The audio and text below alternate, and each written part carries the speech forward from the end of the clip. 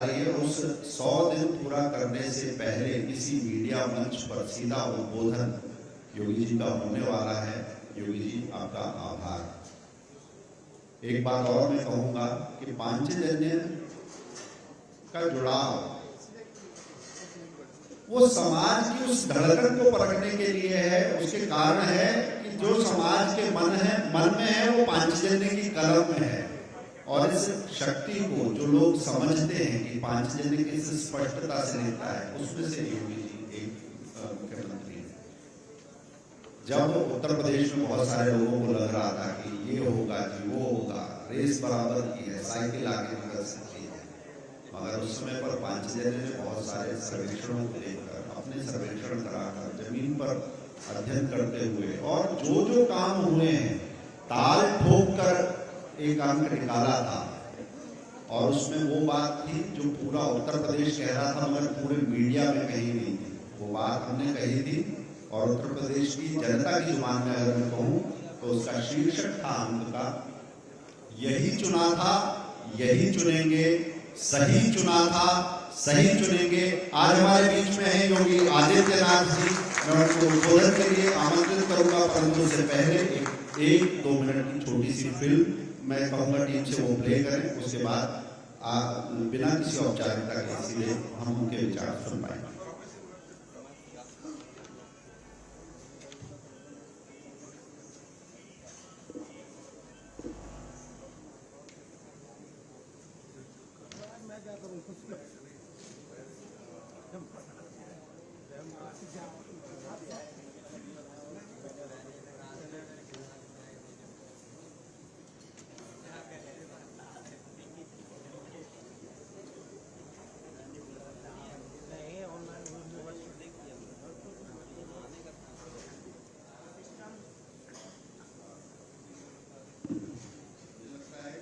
तकनीकी टीम के साथ वीडियो में कुछ दिक्कत है। मैं सीधा आग्रह करूंगा मुख्यमंत्री जी को उद्बोधन के लिए। मुख्यमंत्री योगी आदित्यनाथ जी साप्ताहिक 5 जनवरी के द्वारा आयोजित मीडिया कॉन्क्लेव के आज के इस कार्यक्रम में दिल्ली में उपस्थित 5 जनवरी के संपादक क्षितिज शंकर जी, लखनऊ में मेरे साथ उपस्थित उनके सहयोगी सुशील नायक जी, सभी उपस्थित महानुभाव, मैं सबसे पहले 5 जनवरी साप्ताहिक को एक सफल यात्रा के लिए हृदय से बधाई देता हूं। यह हम सबका सौभाग्य है कि जब देश अपनी आजादी के अमृत महोत्सव को मनाने और भव्यता पूर्वक उसे आयोजित करने की तैयारी कर रहा है, उस समय 5 जनवरी साप्ताहिक अपने अमृत महोत्सव वर्ष में प्रवेश कर रहा है।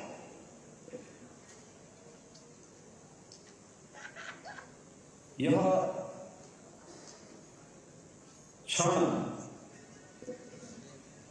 हर एक व्यक्ति, संस्था या पत्र पत्रिका के सामने नहीं आती है। एक दुर्लभ क्षण होता है और दुर्लभ क्षण इसलिए भी प्राप्त हुआ है क्योंकि जिन मनीषियों का, जिन राष्ट्र ऋषियों का आशीर्वाद और मार्गदर्शन 5 जनवरी जैसे राष्ट्रीय साप्ताहिक को प्राप्त हुआ है, उनमें सदैव भावराव देवव्रत जी, पंडित दीनदयाल उपाध्याय जी,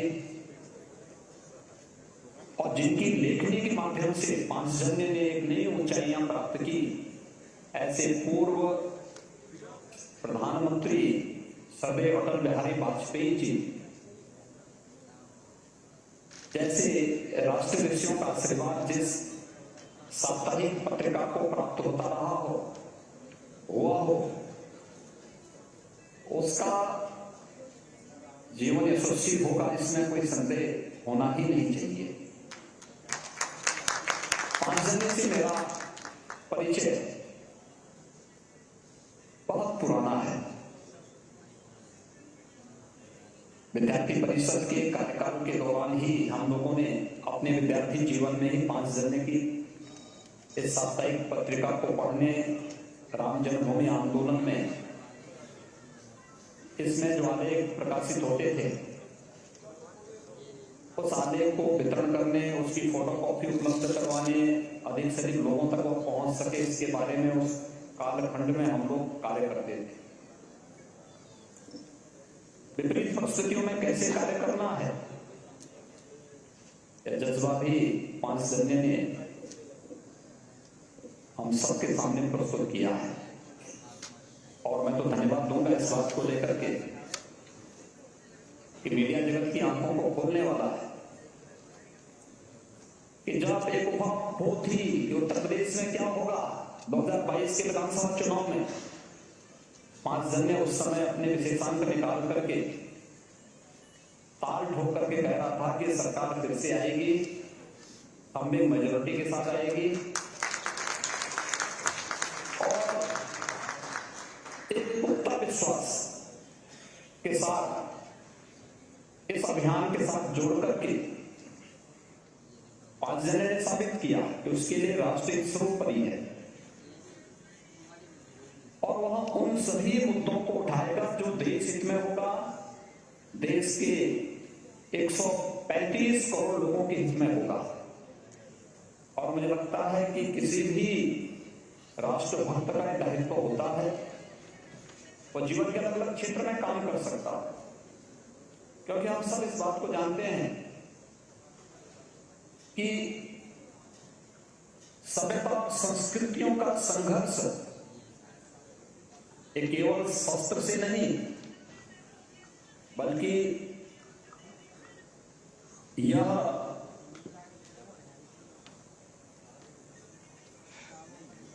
अदृश्य रूप से संस्कृतियों पर प्रभाव करके भी होता है।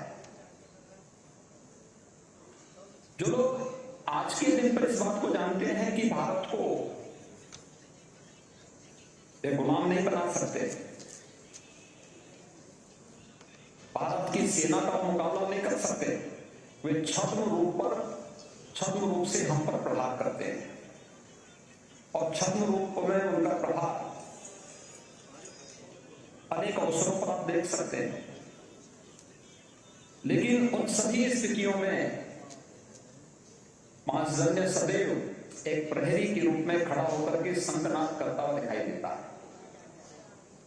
हमेशा भी उन दुष्प्रवृत्तियों के खिलाफ जो समाज विरोधी हैं, राष्ट्र विरोधी हैं, विकास विरोधी हैं, उन सभी को पूरी तरह एक्सपोज करने का कार्य और सही तथ्यों के साथ अपनी बात को सामान्य मानविकी के सामने रखने में 5 जन ने कभी भी संकोच नहीं किया।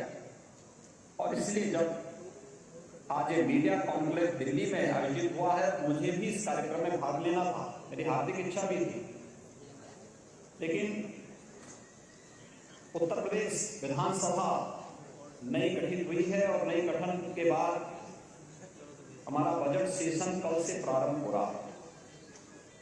आज प्रातःकालीन सत्र में दलीय नेताओं की बैठक के बाद अभी विधानमंडल दल की बैठक इस सत्र के तत्काल बाद होने जा रही है और उस दलीय नेताओं की बैठक में मुझे रहना था। इस कॉन्क्लेव के ठीक पहले मैं भारतीय जनता पार्टी और सहयोगी दलों के जो व्हिप और चीफ व्हिप थे, इन सब के साथ मेरी एक बैठक चल रही थी, क्योंकि कल से राज्यपाल जी के भाषण से कार्यक्रम प्रारंभ होगा और फिर बजट सत्र के साथ पूरे 1 वर्ष का बजट राज्य सरकार का विधानसभा में प्रस्तुत होना है। इसलिए इस कार्यक्रम के साथ मैं हृदय से इच्छा रखते हुए भी प्रत्यक्ष रूप से 5 जन के मीडिया कॉन्क्लेव में दिल्ली में उपस्थित नहीं हो पाया, मुझे इसका हार्दिक खेद है। लेकिन मित्रों, जो एक सकारात्मक ऊर्जा पांचजन्य ऑर्गेनाइजर ने सदैव देश को दिया, देश की राष्ट्रवादी शक्तियों को दिया। वह हमें उन दृश्य और अदृश्य शक्तियों से जो छद्म रूप से हमारी सभ्यता और संस्कृति पर हमला करने की कुदृष्टि रखते हैं, उससे हमें सचेत होने और उससे लड़ने की एक नई ऊर्जा भी प्राप्त होती है। उत्तर प्रदेश देश की आबादी की सबसे बड़ा राज्य तो है ही, लेकिन साथ साथ उत्तर प्रदेश की जब हम बात करते हैं तो उत्तर प्रदेश देश की आत्मा भी है, देश का हृदय स्थल भी है। उत्तर प्रदेश जैसे राज्य में,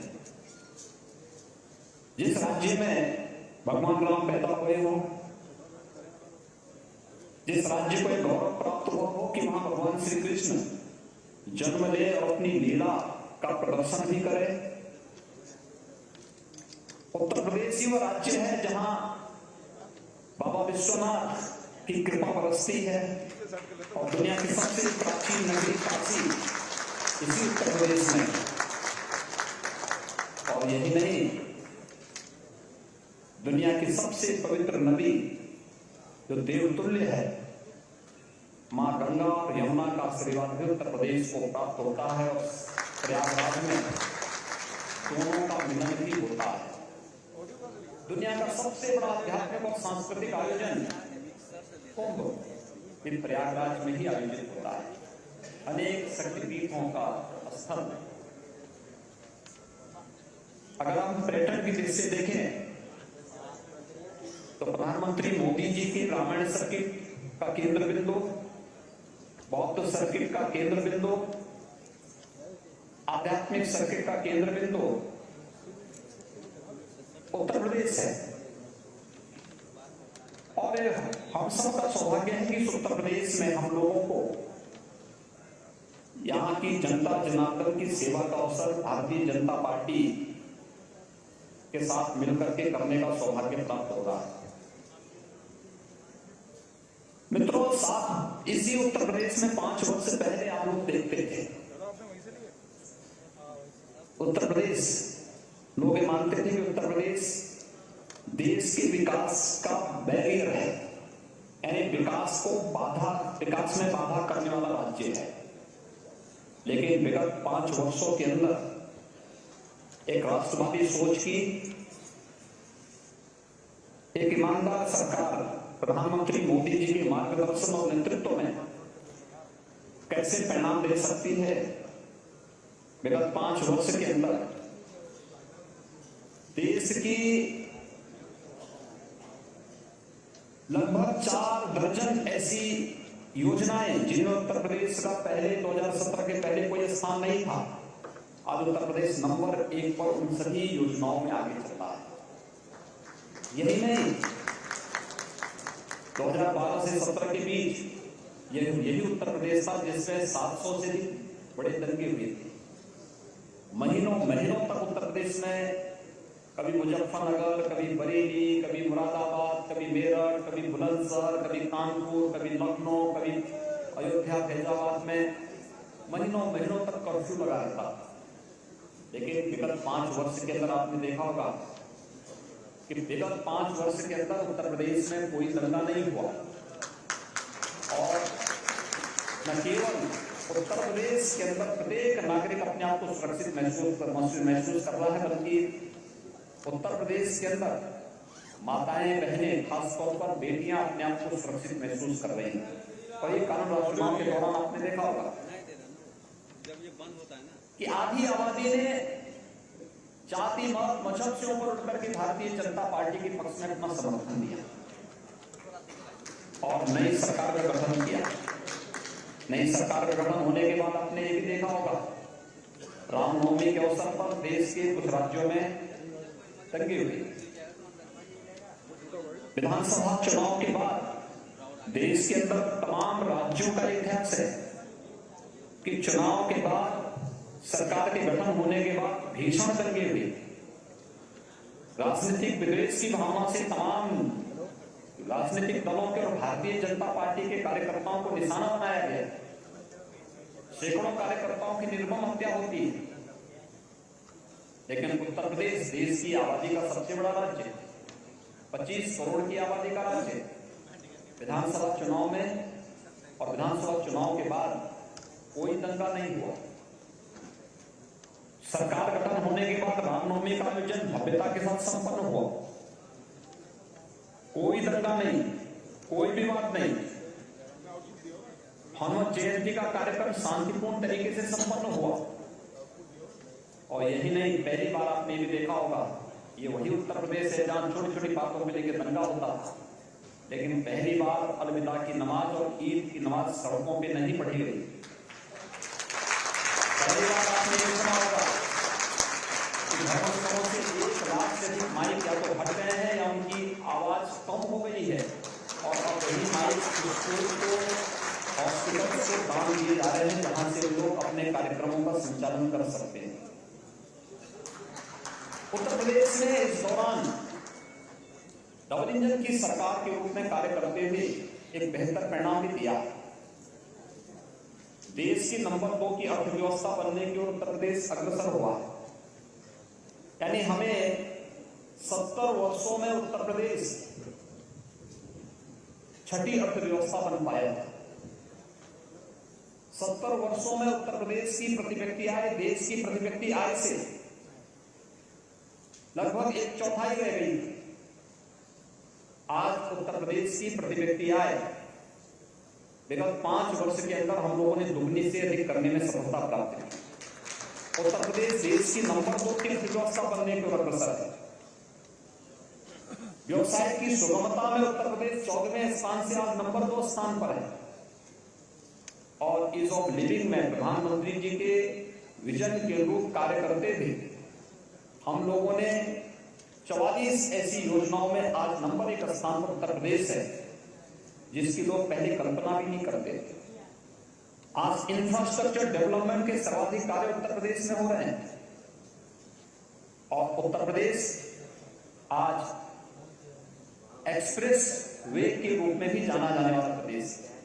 सर्वाधिक एक्सप्रेस वे बन रहे हैं। गंगा पूर्वांचल एक्सप्रेस वे का लोकार्पण प्रधानमंत्री जी के कर कमलों से नवंबर 2021 में पहले ही राष्ट्र को समर्पित हो चुका है। बुंदेलखंड एक्सप्रेस वे जून महीने में कंप्लीट हो जाएगा। गोरखपुर लिंक एक्सप्रेस वे पर युद्ध स्तर पर कार्य चल रहा है। गंगा एक्सप्रेस वे पे कार्य प्रारंभ हो चुका है।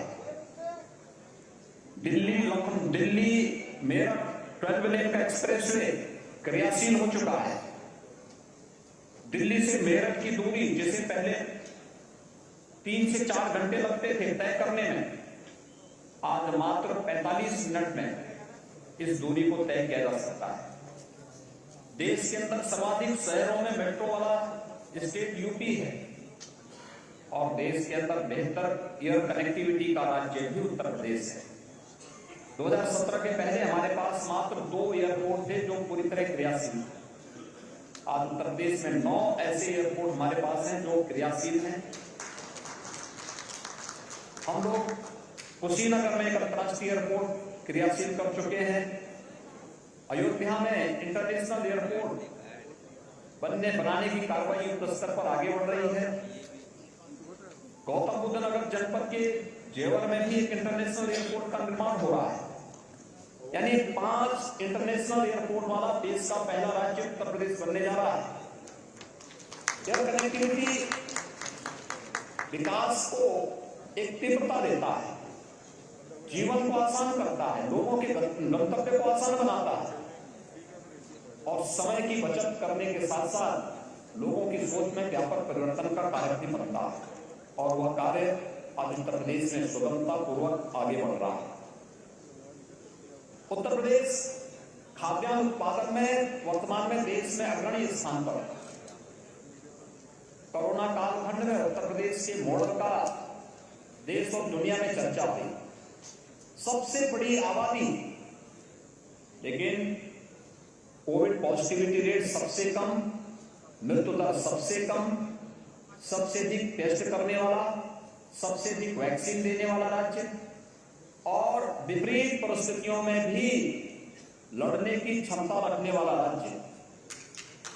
अगर कहीं किसी राज्य ने उत्तर प्रदेश वासियों के साथ दुर्व्यवहार किया, वे वहां से उत्तर प्रदेश की तरफ आए, तो हम लोग उनकी आवभगत के लिए बॉर्डर पर खड़े थे।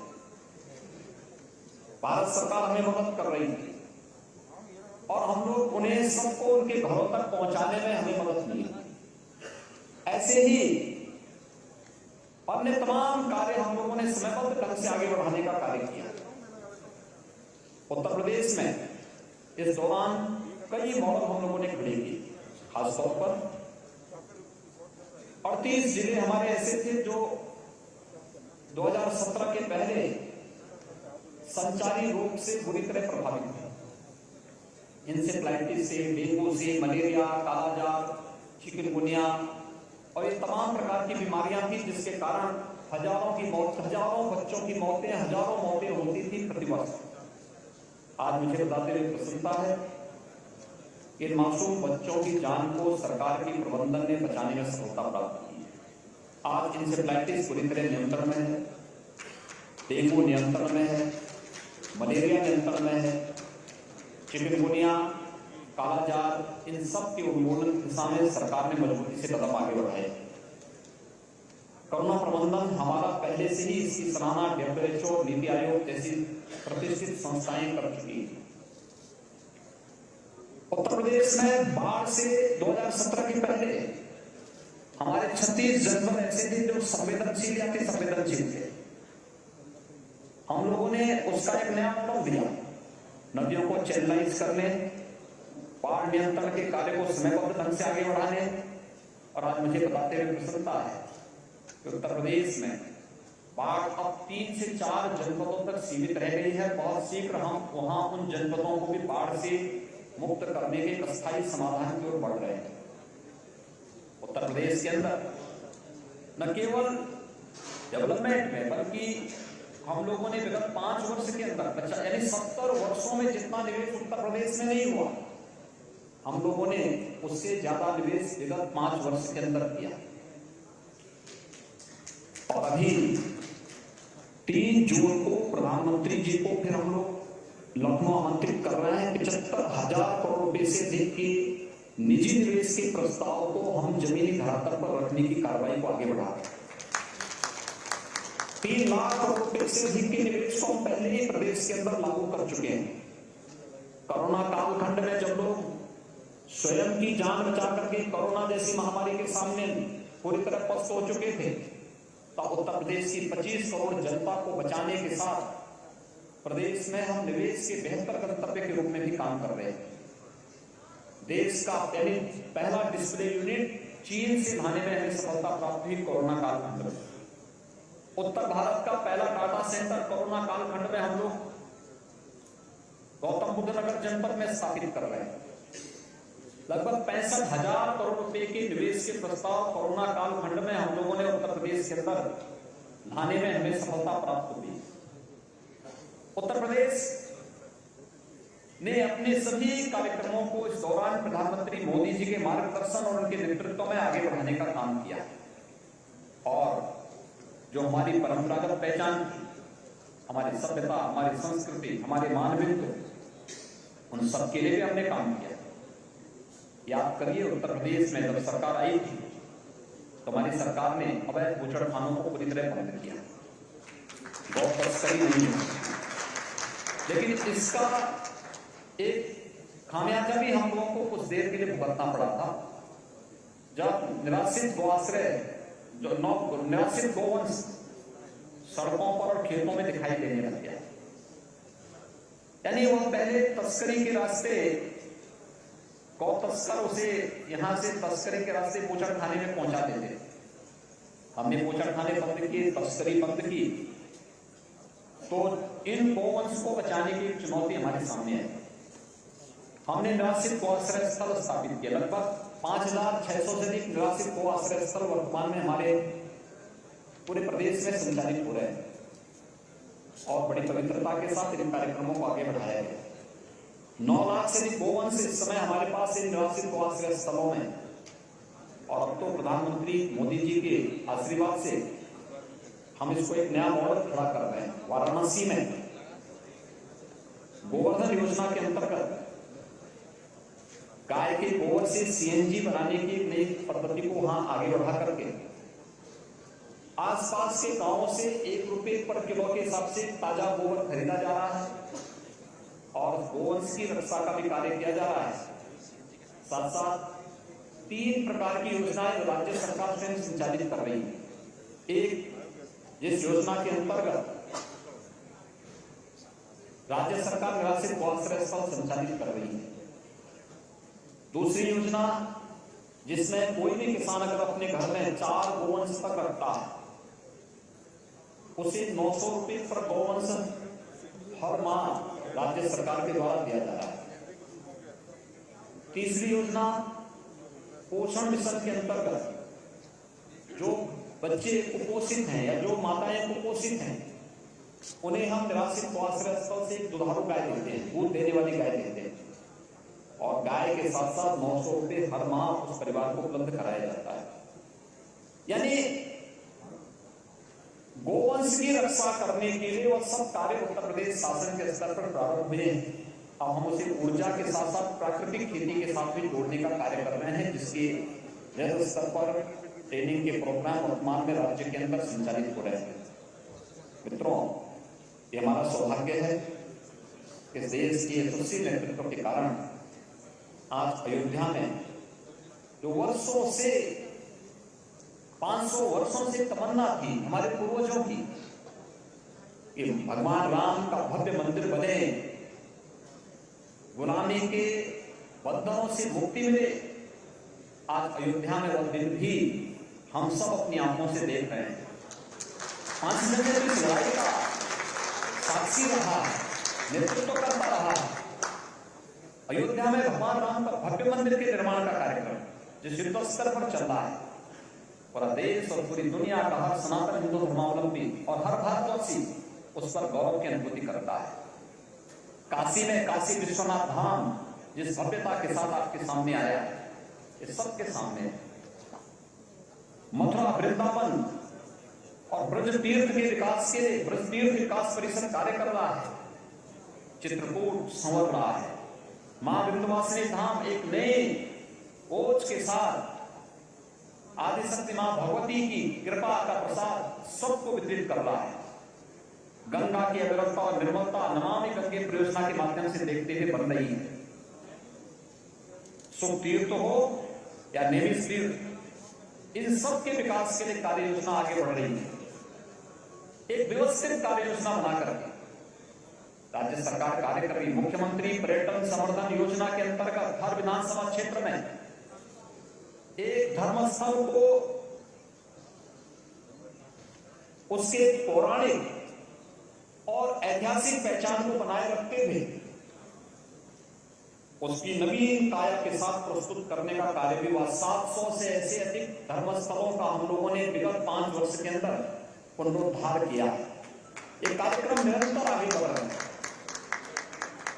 ये नया उत्तर प्रदेश है और नया उत्तर प्रदेश प्रधानमंत्री मोदी जी के नए भारत का नया उत्तर प्रदेश एक भारत श्रेष्ठ भारत की परिकल्पना में निरंतर सहभागी बनकर के हम आगे बढ़ाने का कार्य करेंगे। इस पूरे अभियान को आगे बढ़ाने का कार्य करेंगे। मुझे हार्दिक प्रसन्नता होती, मैं स्वयं इस अवसर पर प्रत्यक्ष रूप से 5 घंटे के इस मीडिया कॉन्फ्रेंस में दिल्ली में उपस्थित होता, लेकिन यहाँ की संवैधानिक मर्यादाओं और बजट सत्र के शुभारंभ के अवसर पर राज्यपाल जी का कल ही अभिभाषण, कल प्रातःकाल ही दोनों सदनों में एक साथ होना है, उसमें व्यस्तता के कारण मैं आपके इस कार्यक्रम में प्रत्यक्ष रूप से उपस्थित नहीं हो पाया।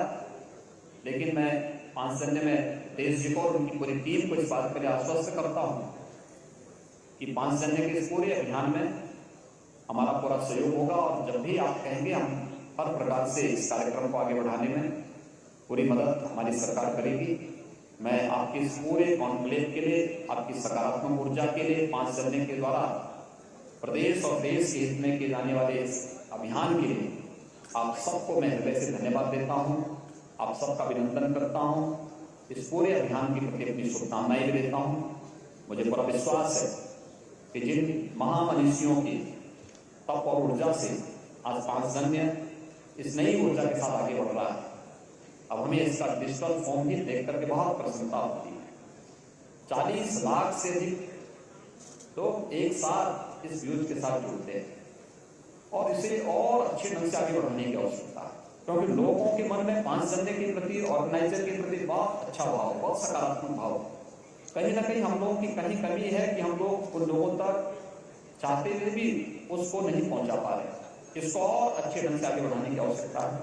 मैं इस विश्वास के साथ आपके इस पूरे कार्यक्रम के प्रति अपनी शुभकामनाएं देता हूं।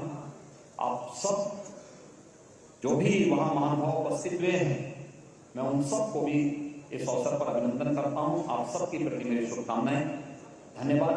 जय हिंद।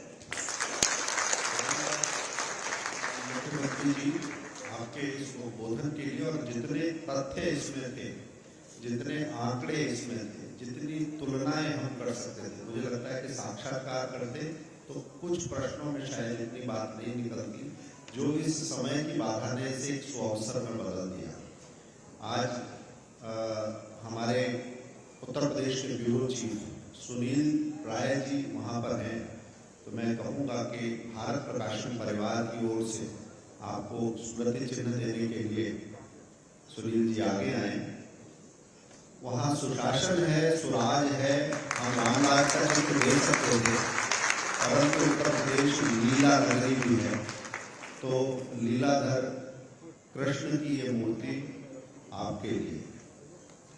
धन्यवाद मुख्यमंत्री जी, आपने आज अपने अति व्यस्त समय में से 5 जनवरी परिवार के लिए, ऑर्गेनाइजर के लिए, पूरे भारत प्रकाशन परिवार के लिए ये जो समय निकाला, ये अनमोल है हमारे लिए, ये था। धन्यवाद।